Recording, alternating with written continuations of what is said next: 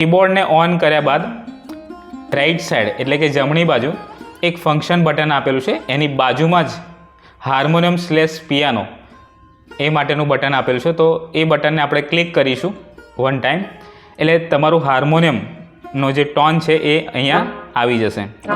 પછી તમે હાર્મોનિયમની પ્રેક્ટિસ કરી શકો છો. જે મિત્રોની પાસે હાર્મોનિયમ નથી અને સિંગિંગની પ્રેક્ટિસ કરવી છે એટલે કે રિયાઝ કરવો છે તો એમના માટે આ ફંક્શન ખૂબ જ હેલ્પ આઉટ કરશે. ખૂબ સારો ટોન છે. સા ની